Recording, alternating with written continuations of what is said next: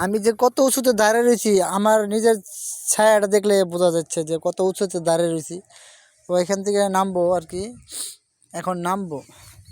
তো এটা হচ্ছে এরিয়া। আর এখানে বর্ডারের সীমান্ত আরও ওই দিকে বর্ডারের সীমান্ত। তো এটা ওই দিকে হচ্ছে বিএসপি ক্যাম্প, ওই সাইডে একটা বিএসপি ক্যাম্প আছে, এই জঙ্গলের ওই পাশে একটা বিএসপি ক্যাম্প আছে। তো এটা হচ্ছে ইন্ডিয়া বর্ডারের সীমানা আর কি। তো এখান থেকে আমাদের গাজীপুর থেকে বেশি দূরে না, অল্প একটু 150 কিলোমিটার ফাঁকে আর কি, সবথেকে কাছাকাছি একটা বর্ডার। তো যাই হোক, অনেক ভালো লাগতেছে জায়গাটা দেখা। সবাই আসবেন ঘুরতে।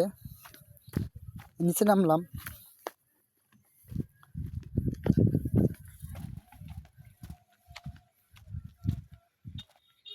হাত থেকে মোবাইলটা কাঁপতেছে। তো এই মাঝে মাঝে পাহাড় ভাঙ্গা পড়ে,